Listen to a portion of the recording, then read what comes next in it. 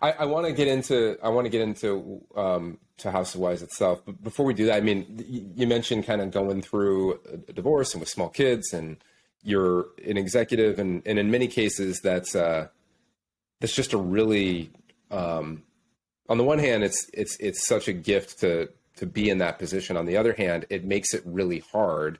I've seen a lot of my students at Kellogg and things like that jump to jump off of that and to make that leap is incredibly hard anyway. And then when you add some of these other kind of structures or I don't want to use the word encumbrances because that's a very negative framing on it, but you had a lot of stuff going on. So like, how did you get up the courage, or how did you organize your life maybe prior, like maybe, even like financially, like how did you get yourself in a position where you were able to make a jump like that?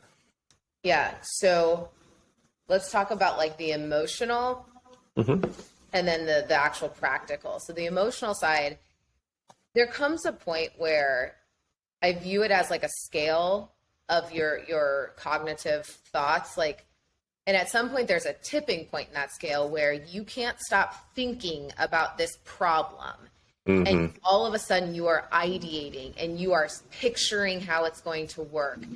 And when that is consuming and taking over your like day job thoughts, it's view it as a mental snowball where at first you're just going to give voice to these thoughts and you're going to maybe have a conversation.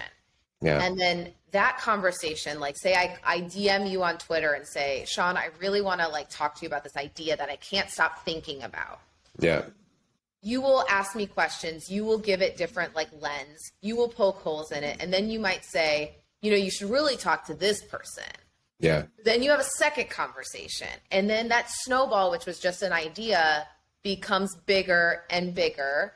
And all of a sudden it's becoming more like concrete, right?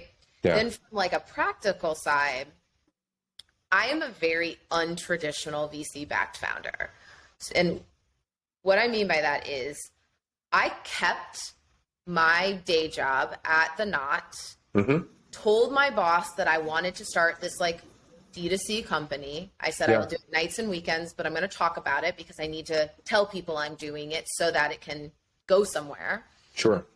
So I was very clear on, I said, if I stop hitting my goals and all of a sudden I'm underperforming, then let's talk, but I promise I won't do that. Right. And I raised a pre-seed round of $450K to do the R&D, get the products to a good place while keeping my day job. Now, most VCs that I talked to were like, you're hilarious. We would never do that. But I told them, I was like, I see this so clearly. Here's the vision. Here's the market size. Here's exactly the plan I'm going to follow through.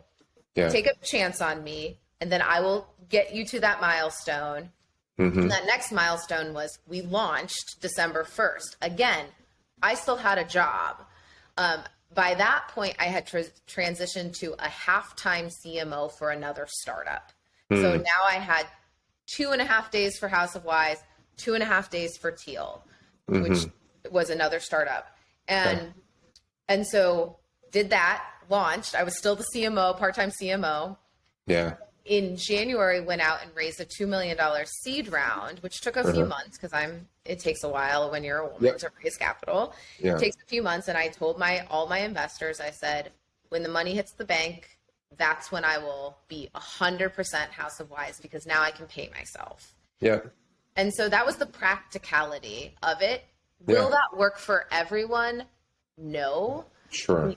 Because you have to find investors who understand that if we're going to give underrepresented founders a chance, they're not going to look like a traditional founder.